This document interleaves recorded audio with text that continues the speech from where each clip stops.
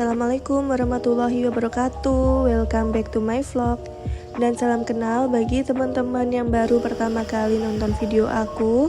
Kenalin, aku ibu dari 2 orang anak yang tinggal di rumah minimalis sederhana. Pada kesempatan kali ini aku ingin berbagi kegiatan aku. Ini lagi petikin bunga karena lagi waktunya puring. Jadi sekalian aja nanti insya Allah agendanya mau ke makam mama. Dan sekalian aja aku petikin semua bunga-bunga mawar ini dan juga bunga melatinya. Karena waktunya puring ya teman-teman. Jadi bukan karena apa-apa nih. Ini waktunya bunganya dipanen supaya mereka tumbuh kuncup baru. Itu sebabnya aku memang sengaja menanam bunga mawar, bunga melati, karena memang kedua bunga itu adalah bunga kesukaan mama aku almarhum. Jadi sekalian aku tanam, terus kalau panen kayak gini aku kasih ke makam mama. Ya semoga aja gak hujan ya, karena ini aku habis take video langsung aku voice over, terus nanti kalau ada kegiatan lagi bakal aku tambahin dan voice over lagi. Karena aku lagi kejar setoran untuk waktu ya. Untuk waktu yang dibutuhkan monetisasi itu masih cukup banyak ya teman-teman. Belum ada 3.000 nih, belum ada 2.000 kayaknya. Jadi ya Allah, aku semangat untuk mengejar waktu itu ya. Nah ini aku petikin satu-satu, aku gunting maksudnya ya. Enaknya kalau bunga ini tuh tidak berduri ya teman-teman, berbeda dengan mawar yang sebelahnya. Kalau mawar sebelahnya itu durinya halus gitu ya, tapi dia berkambium, jadi dia bisa jadi pohon mawar. Kalau ini dia nggak ada kambiumnya karena dia itu memang menggerombol gitu ya. Jadi memang beda jenisnya, walaupun sama-sama warnanya merah. Yang satunya yang berduri itu harumnya lebih wangi daripada yang ini. Kalau yang ini tuh wangi ya, khas mawar banget, cuman gak yang wangi banget gitu ya. Memang dia kayaknya untuk bunga tabur gitu. Biasanya bunga tabur kan memang dikasih minyak-minyak pewangian yang lain ya. Ini melati Jepang juga aku petikin karena banyak yang bermekaran eman-emannya kalau dia jatuh layu begitu aja tanpa dimanfaatkan. Jadi langsung aku petikin. Bukannya apa-apa ya teman-teman, bunga itu kalau tidak dipetik atau layu atau kering dan tidak digunting, tidak dipuring itu akan tidak subur gitu ya teman-teman. Malah banyak daunnya yang subur daripada bunganya. Itu sih kata TikTok ya. Karena aku juga menjadi newbie nih untuk berkebun dan bertaman kayak gini, tapi seru banget ya. Karena memanjakan mata gitu ya. Selain anak bulu yang gemes gitu ya, ini juga menjadi pemuas ego aku sebagai wanita ya.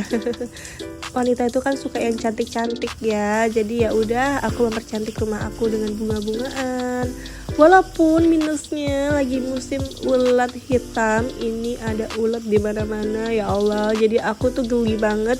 Untungnya si ulat ini sembunyi di bawah pot. Gak kebayang kalau rumah aku tuh taman dan ada tanahnya, mereka akan bergerombol. Karena aku lihat story orang-orang di TikTok tuh, Instagram juga lagi musim ulat hitam, terus mereka tuh kayak bermigrasi gitu ya, berpindah-pindah. Mereka lagi jalan-jalan menuju tanah. Dan itu ngeri banget, aku geli banget liatnya. Nah kalau di rumah aku tuh yang bagian depan aja ini mungkin ada ulatnya, tapi aku lihat-lihat tidak ada ya, alhamdulillah. Tapi kalau yang di dalam itu malah di bawah potnya. Jadi mereka kayaknya sembunyi di bawah pot karena tempat tersebut lembab.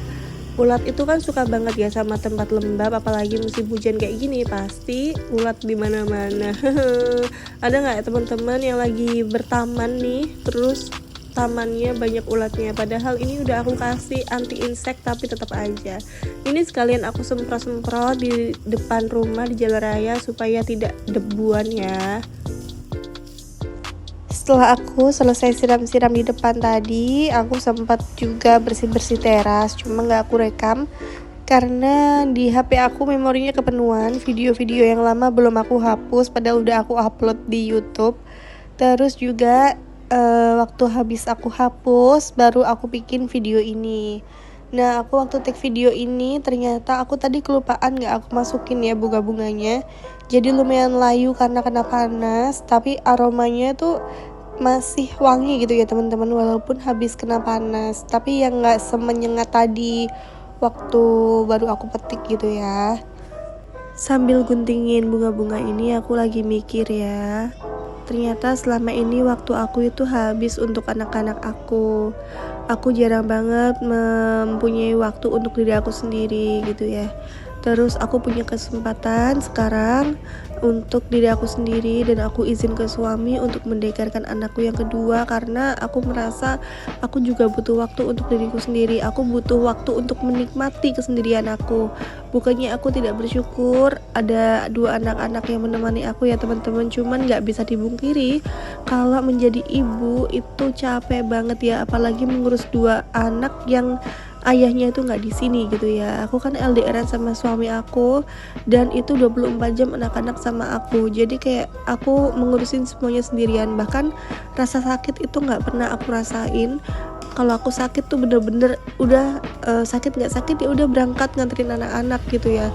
Nah itulah yang aku pikirin ya teman-teman, kayak gimana kalau aku sakit dan suami aku lagi jauh gitu.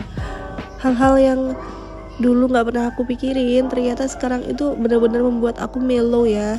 Kayak aku lagi capek banget nih, tapi masih harus ngurusin anak-anak gitu. Tapi sekarang aku sudah ada di fase flamingo era, dimana aku sudah merelakan semuanya. Aku menikmati apa yang ada. Aku merasa tangki cintaku juga penuh untuk diri aku sendiri. Aku mengisi cinta untuk diri aku sendiri tuh aku penuhin. Kalau memang capek mau masak ya udah nggak usah masak, kita beli aja, kita nikmatin makan bersama. Kalau mau ngopi ya udah kita berangkat aja ngopi walaupun sendirian, jadi nggak perlu nunggu temen atau nunggu apapun.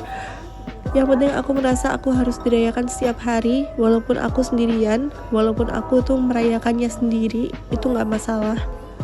Walaupun sekedar ngopi aja di rumah sambil baca novel atau ngedit video atau bikin konten, itu menurut aku sudah recharge energi ya teman-teman.